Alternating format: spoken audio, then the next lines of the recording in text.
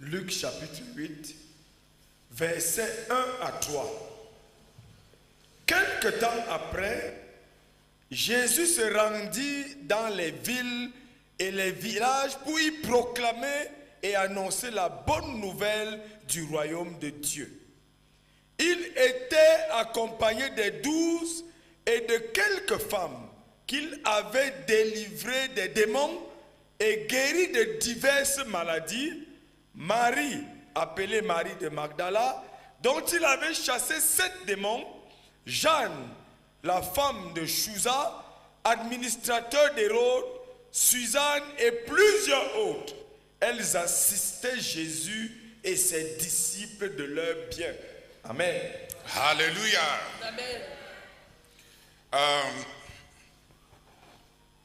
The Lord Jesus met all the disciples, Le Seigneur Jésus avait rencontré tous les disciples, even the apostles, même les apôtres. who will, please, even the apostles that were to be the custodians of his mission. Même les apôtres qui devaient être les dépositaires de sa mission. He met them as he was preaching. Il les a rencontrés pendant qu'il prêchait. It was along the pathway of his mission that he met his co-workers. C'était sur le chemin de sa mission qu'il a rencontré ses co-ouvriers.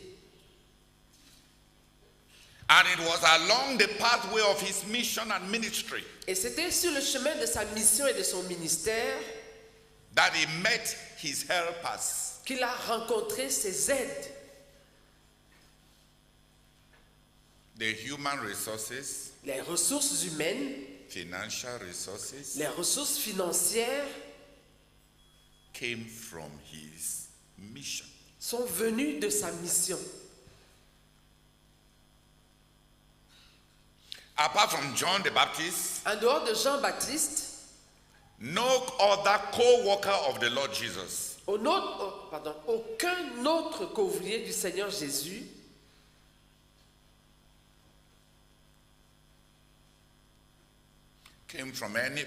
came by any other means than the fact that they were the people he had ministered to. n'est venu par un moyen autre que le fait que c'était des personnes à qui il a rendu ministère. Co-workers Des couvriers who carry the vision, qui portent la vision, who share in the mission. qui partagent la mission. Co-workers Des couvriers that carry the burden qui portent le fardeau and carry the missionaries. et portent les missionnaires. The Lord was going on mission.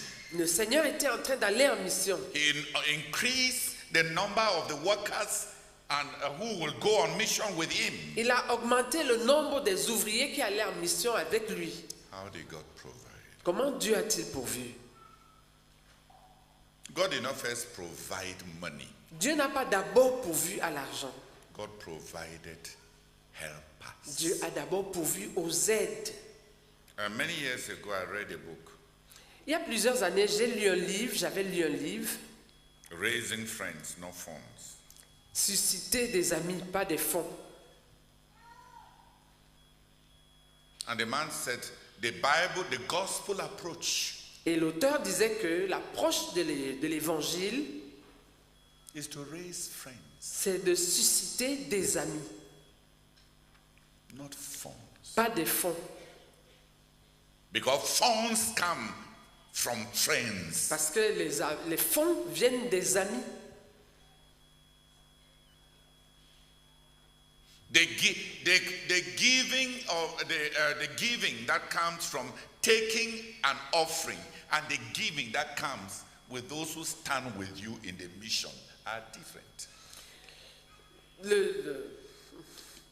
Le don qui vient de collecte et le don qui vient de ceux qui partagent la vision et la mission avec toi sont différents.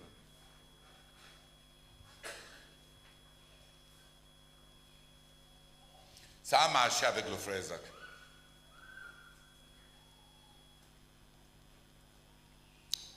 d'un pays du tiers-monde, il a suscité des amis, des co-ouvriers, des aides. Et il faut voir comment certains d'entre eux donnaient. Il y en a qui donnaient jusqu'à se casser. S'il faut lever les fonds, s'il faut demander des cotisations, des offrandes, c'est le frère Paul Olaïton. Je pense que comme il a le génie nigérian, il m'a expliqué un jour, il m'a demandé, il m'a dit que si on veut demander l'argent pour des projets, ça ne va pas marcher. Il m'a dit, à côté de bureaux de poste en ville, est-ce qu'on ne voit pas là-bas les mendiants qui sont des lépreux? On voit bien que leurs doigts sont tombés. Est-ce qu'on ne voit pas? Si. Toi-même, tu vois comment la maladie a rongé une partie de son joue, n'est-ce pas? Et tu vois comment c'est creux dedans. Et tu vois que les mains ont disparu. Les doigts ont disparu. Les orteils ne sont rien. Quand tu mets la main dans ta poche, tu sors combien?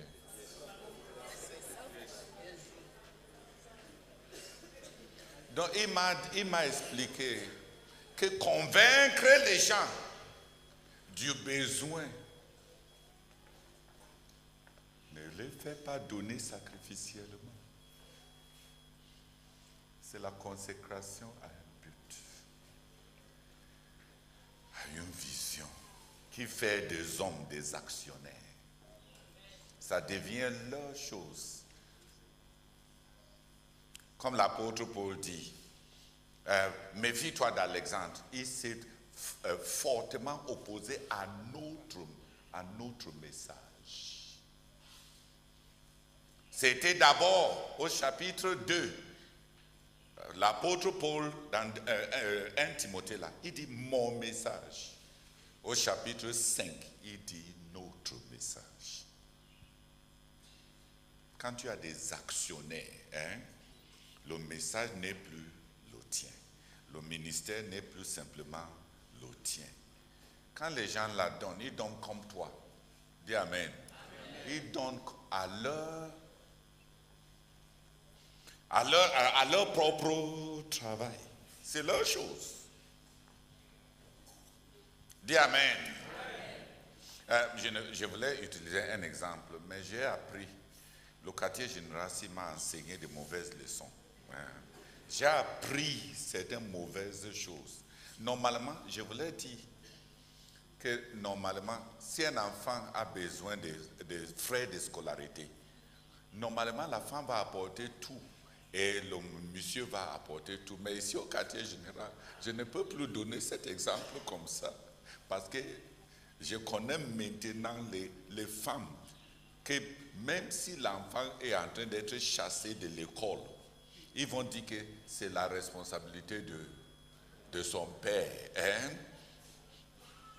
Et tu vois comment une femme serre la ceinture, elle serre la poche, elle garde son argent parce que c'est la responsabilité. Et il y a aussi des gars, des frères. Il n'y a pas l'argent de nourriture fini. Et il vient à la maison et il cache l'argent. Et il voit comment les enfants dorment. Donc je ne peux plus utiliser cette illustration-là. Normalement, mais si on était des gens normaux, normalement, si l'enfant est à nous deux, les charges sont à nous deux. Comment quelqu'un peut cacher son argent même de son propre sang? Mais comme je vous ai expliqué pourquoi je ne peux pas donner les exemples là, maintenant facilement comme ça parce que j'ai eu des révélations. Des mauvaises révélations. Des gens qui peuvent serrer les poches, même quand il s'agit de leurs propres enfants. Mais normalement, entre la cotisation de quelqu'un qui veut t'aider à surmonter une période de crise et l'apport de quelqu'un qui est avec toi dans la crise comme un participant, comme actionnaire, il y a deux, c'est différent, n'est-ce pas? L'autre, est-ce qu'il doit te donner son tour? Qui t'a accouché quand? Il donne ce qu'il peut, sans faire souffrir ses autres projets. Mais quand tu fais partie, quand c'est ton enfant, quand c'est ton projet, quand c'est votre crise, tu donnes comment? Tu donnes différemment. Le Seigneur a suscité des amis. Il n'a pas suscité des fonds. Et il les a trouvés le long de sa mission. Dans la quatrième, je voulais juste jumeler ça. La quatrième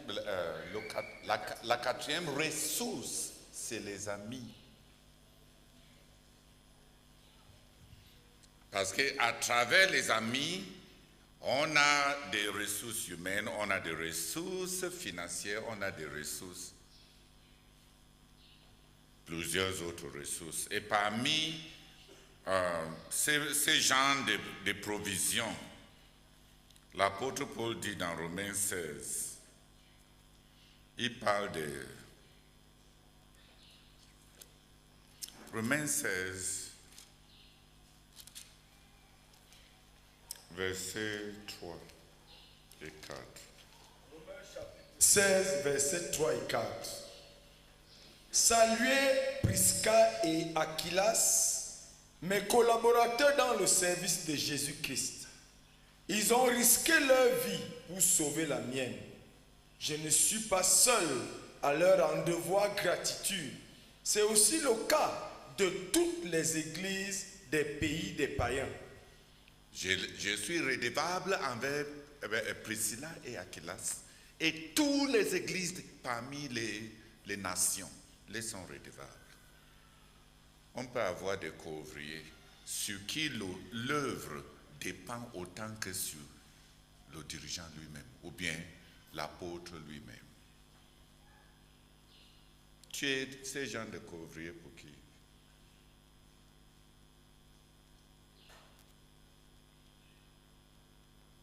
Les partenaires. L'apôtre Paul dit à l'église de Philippe, vous avez été mes partenaires dans l'évangile. Donc Dieu donne des partenaires. Et souvent, les meilleurs partenaires sont le fruit de ton ministère.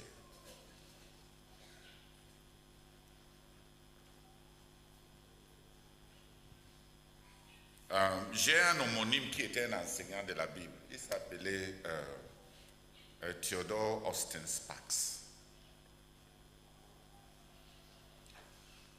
Un jour, dans un de ses discours, c'est un des grands enseignants de Watchman Nee. Watchman Nee a beaucoup lu ses ouvrages. Et j'ai lu un de ses propos. Et il a dit, après 80 ans d'avoir servi le Seigneur, l'Éternel, les jeunes young men, les jeunes gens, permettez-moi de vous apporter un conseil. L'avenir de toute œuvre que Dieu te donne dépend des gens qui ont poussé avec toi à partir des racines, pas les gens qui se sont greffés plus tard. cherchez les gens de racine. Pas les gens qui se greffent après. Et il a dit, je vous donne mon conseil à partir de tout ce que j'ai souffert. Il n'y a personne qui greffe, qui devient, qui va un jour porter l'œuvre comme quelqu'un qui est né dedans.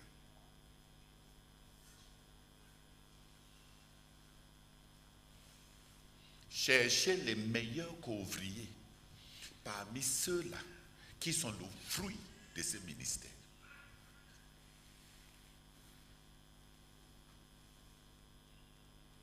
Il dit, quand il faut chercher le ouvrier, regarde les racines. D'où il vient d'où? Ils appartiennent à qui?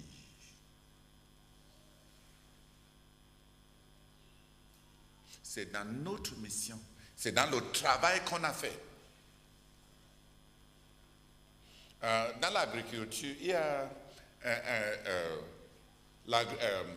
la semence de soya beans, de soja. Le soja a des caractéristiques un peu bizarres. Quand tu prends une semence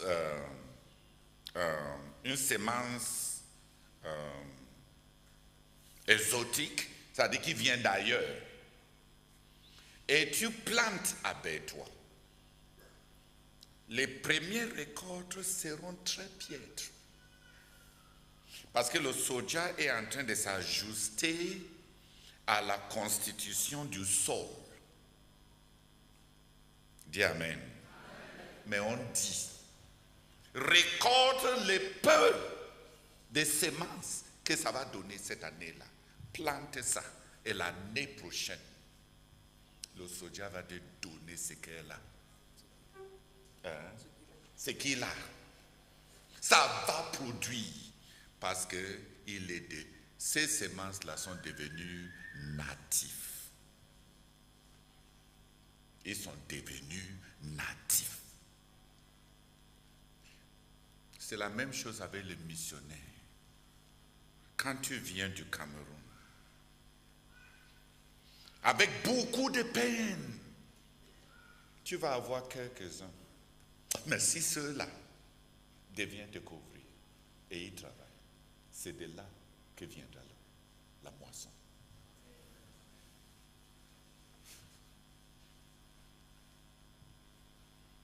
Les ouvriers, l'argent. La dernière chose que je vais lire, ensuite je vais laisser cette affaire de ressources. J'avais listé 11, mais je vais m'arrêter avec le oh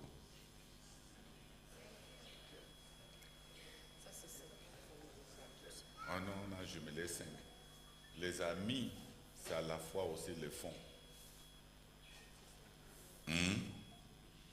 Alléluia. Non. Le cinquième, c'est Acte 13 13. Quand Dieu veut avoir les missions, il confie la mission à l'église locale. Il avait déjà appelé Paul et Barnabas. Mais avant de les enseigner, il les a plantés à l'église d'Antioche. Il les a donnés comme base. Dieu donne l'église locale comme ressource pour ses missions. Acte 13, 1 à 3 à 4. Acte chapitre 13, du verset 1 au verset 4. Qui a la version Amplified?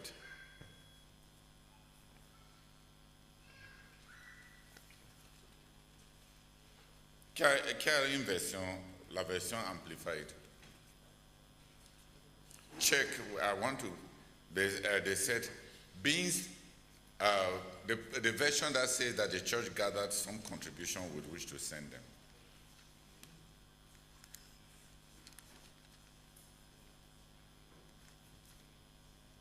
qui a la version qui dit que l'Église les a envoyés avec leur soutien, avec ce qu'ils avaient rassemblé.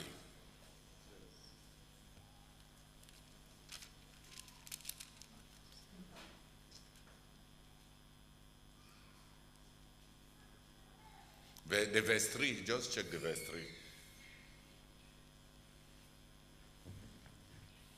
Acts chapter 13, verse 3. Then, after fasting and praying, they laid their hands on them in approval and dedication and sent them away on their first journey.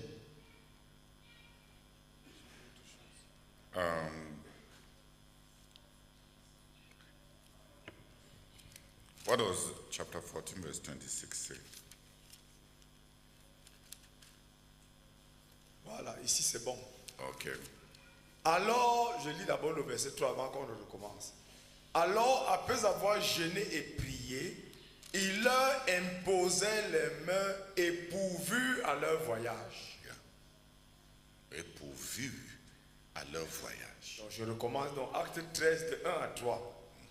Il y avait alors dans l'église d'Antioche des hommes qui avaient le don de parler au nom de Dieu et d'autres qui possédaient le don d'enseigner.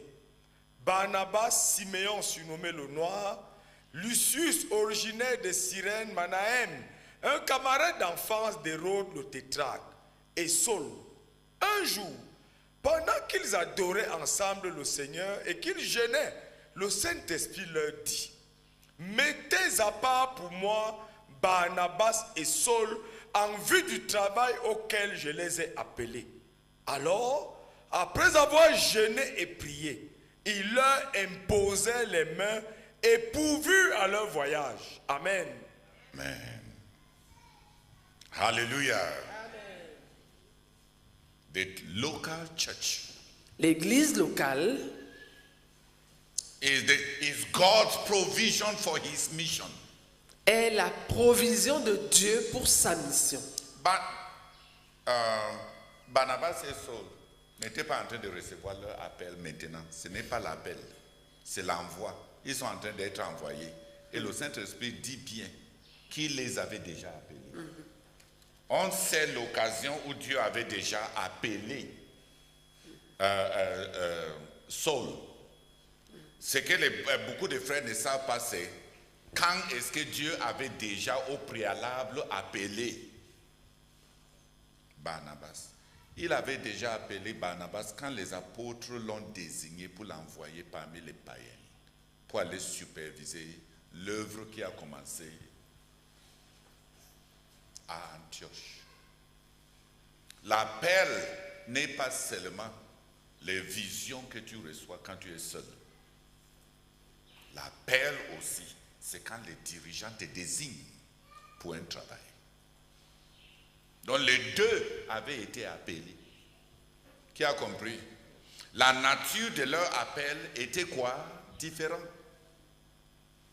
Mais pour être envoyés, Dieu les a tous les deux enracinés dans l'église locale pour fonctionner avec les autres dirigeants.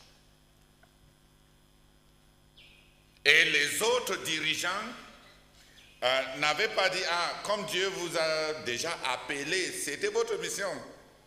Occupez vous de votre ministère. Occupez-vous de votre œuvre. L'église locale est une des ressources pour la mission de Dieu. C'est pour ça que Dieu a attendu, appelé Saul depuis Tars pour rencontrer Barnabas avant de les envoyer. Quand il appelait Paul, il ne lui avait pas dit qu'il va l'envoyer avec quelqu'un d'autre.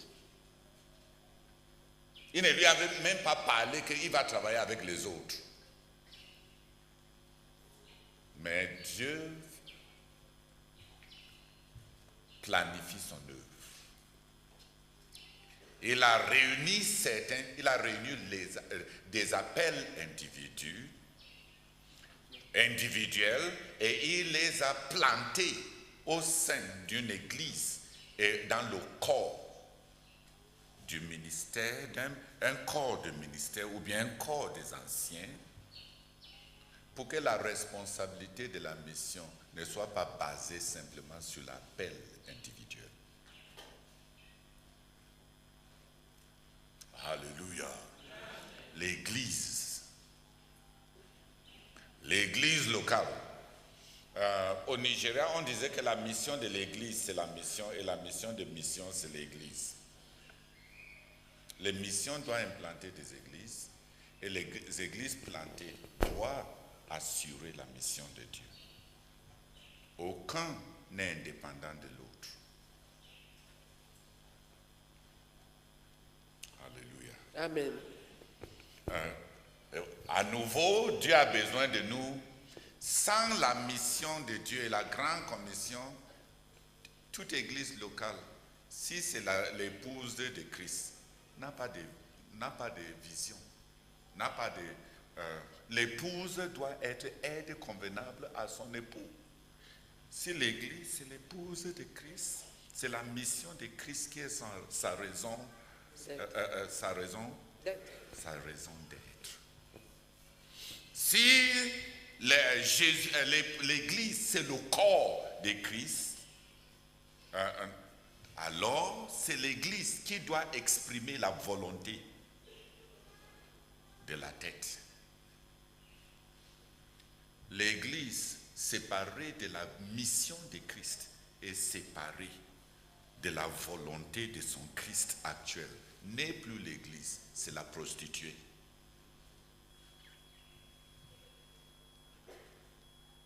Alléluia. Dans l'économie de l'évangile, l'église est une ressource. Les pasteurs résidents, comme ceux qui vont partir, font partie des ressources dont Dieu a besoin pour sa mission.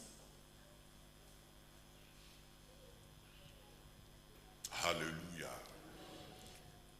Leur prière, n'est-ce pas? Leur adoration à Dieu, leur jeûne, leur prière et leur apport matériel fait partie de ce dont, quand le Seigneur dit à l'Église de mettre à part des apôtres, le Saint-Esprit a donné à cette Église la responsabilité de se rassurer que ces apôtres ont les moyens.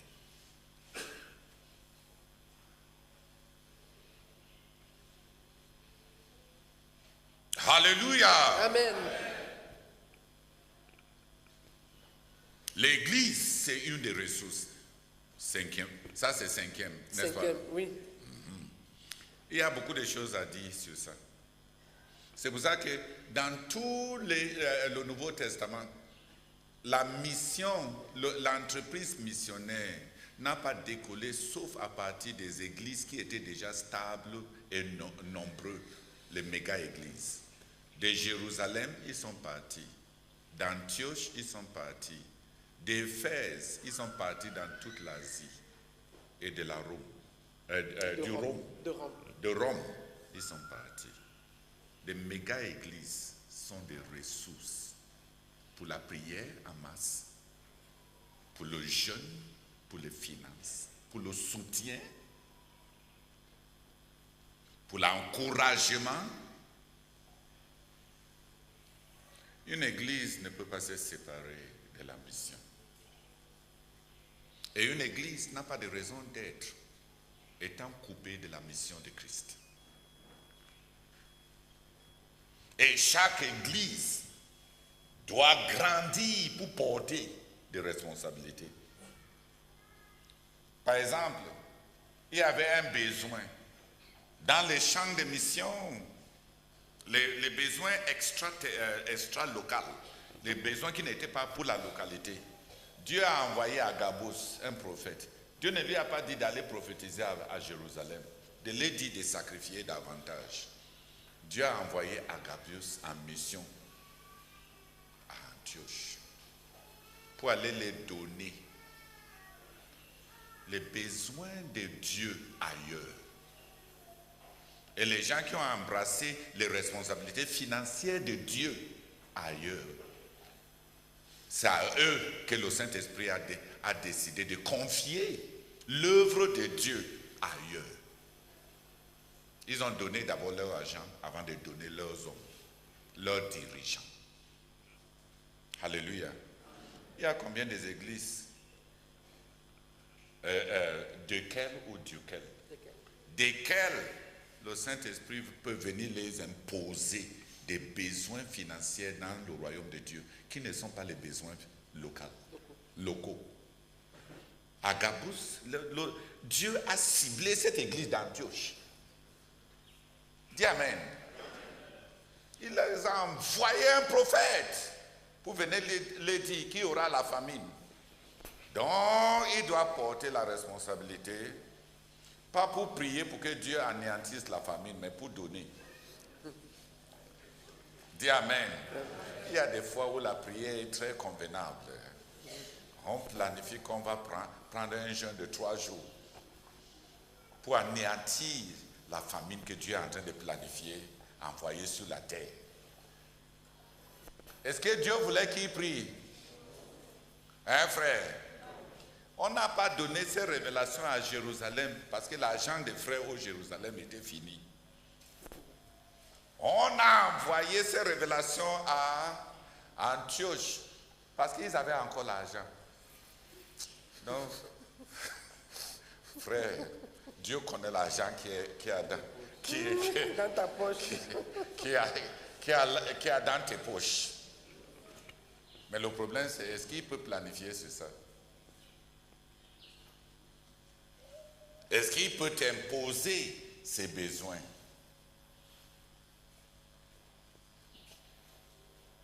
Mais plus tard, là où Dieu a pris l'argent, il peut prendre les hommes. Dis Amen. Amen. S'il les a donné une vision internationale qui coûte leur argent, il peut leur donner une révélation internationale qui va prendre leurs hommes.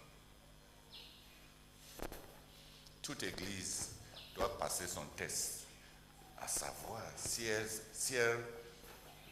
se soucie même des desseins de Dieu.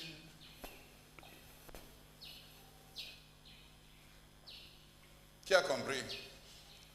Donc quand vous avez vos petites églises de maison là-bas, a priori même, et tu es un pasteur, un souris, une souris qui veut paître les arachides. Si la souris est le pasteur des arachides,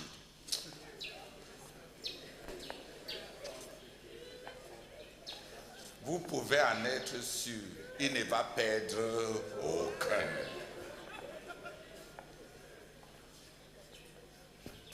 Ça va finir dans son ventre.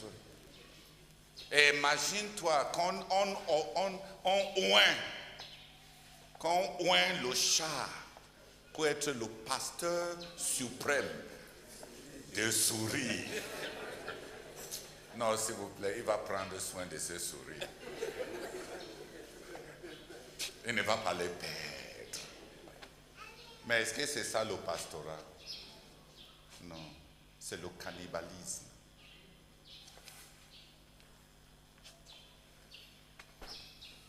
On garde l'arachide pour les besoins de la maison.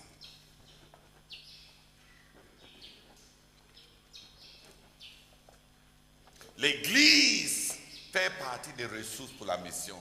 Est-ce que Dieu est riche? Hein? Tous les gouvernements de la terre basent leur économie sur la fiscalité, sur un principe de fiscalité de leurs citoyens, n'est-ce pas? Dieu aussi a basé sa vision et la croissance de son royaume sur un principe de fiscalité dans son église qu'on appelle dîmes et offrandes. Et si Jésus est Seigneur, il a droit aux taxes, n'est-ce pas? C'est ce qu'il avait demandé. De qui est-ce que les rois de ce monde perçoivent des impôts? Est-ce de leurs fils ou bien des étrangers? Si toi et moi, on est devenus vassals et on l'a accepté comme notre Seigneur, il a le droit de projeter la croissance de son royaume sur nos moyens.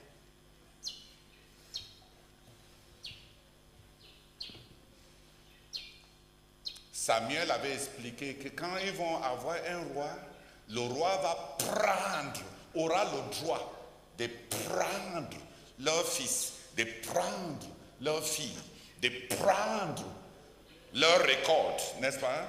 De prendre. Un roi prend. Dis Amen. Amen. Et s'il est notre roi, il a le droit. L'Église est le plus...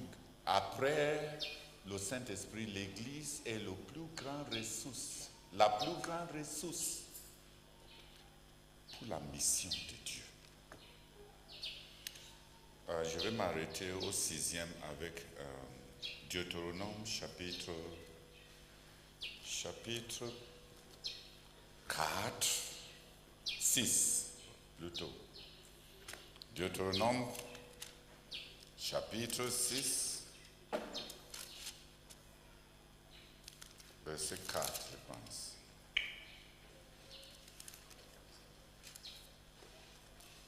Mm. 4, verset 6, verset 7. Deutéronome chapitre 4, le verset 7.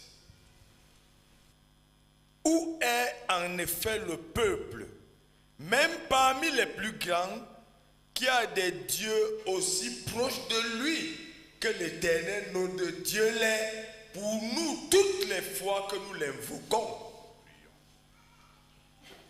Où est en effet le peuple, même parmi les plus grands, qui a des dieux aussi proches de lui que l'Éternel, notre Dieu, l'est pour nous toutes les fois que nous prions? Oui,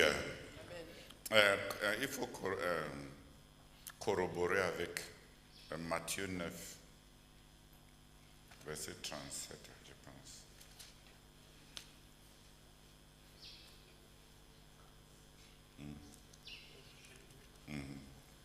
La prière.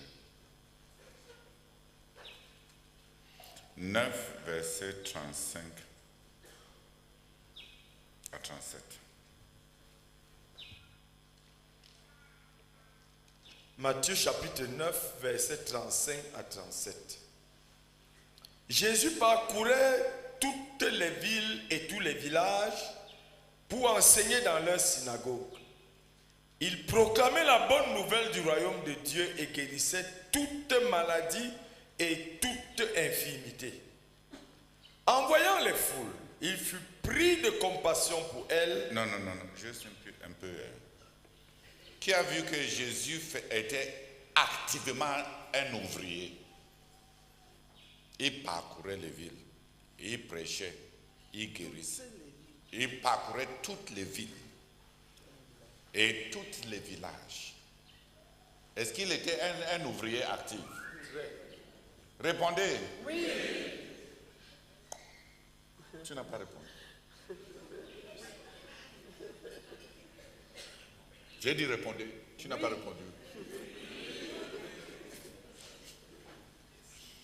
Est-ce qu'il était un ouvrier actif? Oui. Mais le verset 36 commence par quoi? En voyant les foules. Voyant. Voyant veut dire quoi? C'est sa vision.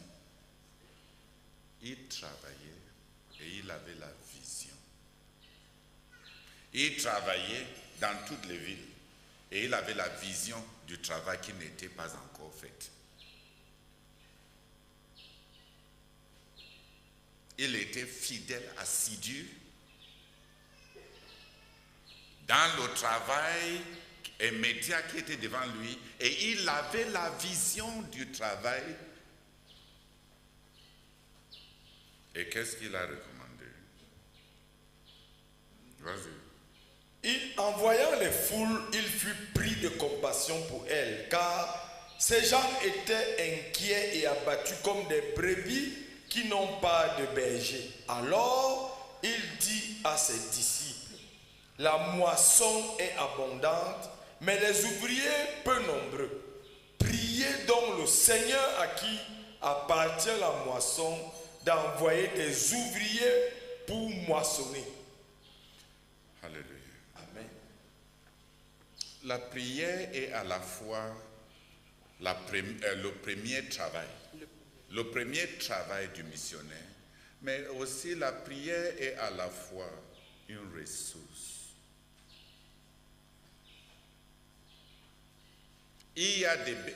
On gère la vision par la prière, pas par l'œuvre. Le Seigneur, en tant que dirigeant, était en train de travailler dur. Et en tant que dirigeant, il avait la vision du travail qui n'était pas en train d'être fait. Et il savait ce dont le travail avait besoin, les ouvriers. Et il savait par quel moyen produire des ouvriers. La prière. La prière est la ressource pour la mission, pour ceux qui sont appelés à être dirigeants, à quelque capacité que ce soit.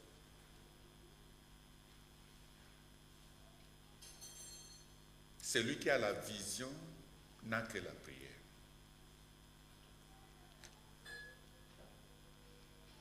Et les prières qu'il doit chercher, c'est les prières de ceux qui sont eux-mêmes aussi impliqués dans le travail. Les prières des personnes qui ne sont pas concernées, qui n'ont pas la compassion, qui ne sont pas impliquées dans l'œuvre, ne comptent pas beaucoup.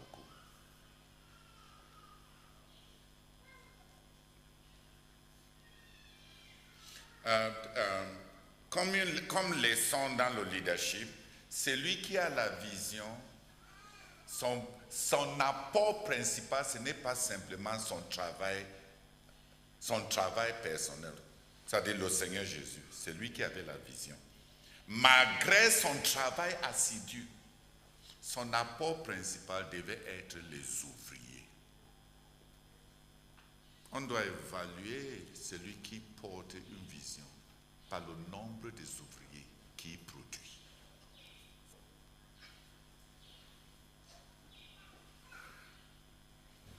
Si on évalue quelqu'un qui donne par le montant donné, on évalue un serviteur par les projets réalisés, on évalue un aide par l'efficacité de celui qu'il aide.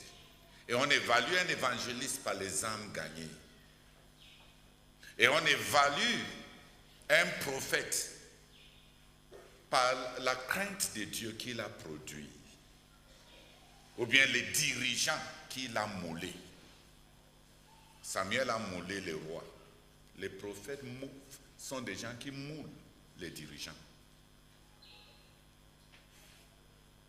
On évalue un dirigeant par les ouvriers.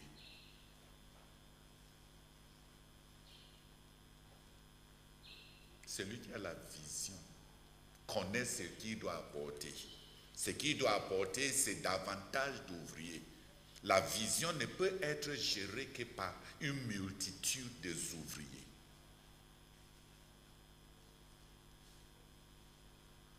Et la seule chose qui produit des ouvriers, c'est la prière. La prière est à la fois du travail et la prière est aussi et surtout une ressource pour la mission. Une ressource pour la vision. Une ressource pour le leadership.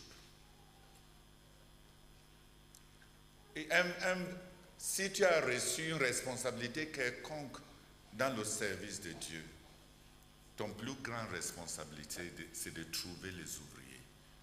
Et ta plus grande responsabilité, c'est la prière. Mais aussi, la prière est un don, une ressource. Moïse demande, et quelle autre nation est comme Israël,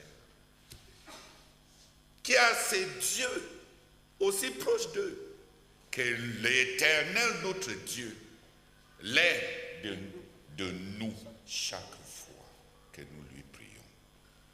La prière, c'est avoir Dieu proche de toi. La prière nous a été donnée pour avoir Dieu. On n'a pas besoin d'être solitaire. Dieu peut tout faire. La prière peut nous apporter Dieu. Toi et moi, on ne peut rien faire. Dieu peut tout faire. Qui voit la partie jouissance de la prière? La prière n'est pas simplement le boulot, le travail. La prière, c'est aussi un atout. Et Moïse, parmi les grands héritages d'Israël, parmi les choses qui faisaient la fierté de ce peuple, Moïse a demandé, quelle nation est comme nous, qui peut avoir Dieu proche chaque fois que nous lui prions, nous le prions, nous l'invoquons. La prière est un don. Dis Amen. Amen. La prière est un don. La prière est une ressource, une grande ressource. Et quand le Seigneur levait les yeux, regardait la moisson et voyait l'impossibilité de travail qui restait à accomplir, malgré tout le travail qu'il avait déjà été à faire. Il avait parcouru toutes les villes, n'est-ce pas? Il avait prêché, il avait guéri, malgré tout le travail qu'il avait déjà eu à faire. Il y avait tellement de fous, tellement de besoins, tellement du travail qui n'avait pas été fait. Et il a eu recours à quoi? À la prière. La prière est une grande ressource. Dis Amen. Amen. Ok, qui va maintenant cesser de lamenter qu'on lui demande de prier 4 heures? Pour le moment, oublie combien des heures on t'a demandé de prier. Quand même, soyons comme Moïse. C'est un grand atout, c'est un héritage, n'est-ce pas? Et ils n'étaient pas même comme nous. Ils n'avaient pas le Saint-Esprit qui vivait en eux, qui les aide à prier. Nous ne connaissons pas comment prier. L'Esprit de Dieu est avec nous pour nous aider même à prier. Heureux la nation qui peut prier. Parce que leur Dieu les sera proche. Et Moïse se vantait de cet héritage d'Israël. Ils avaient moyen d'être proches de leur Dieu. Seigneur, merci pour l'atout de la prière, qui est un moyen pour avoir la proximité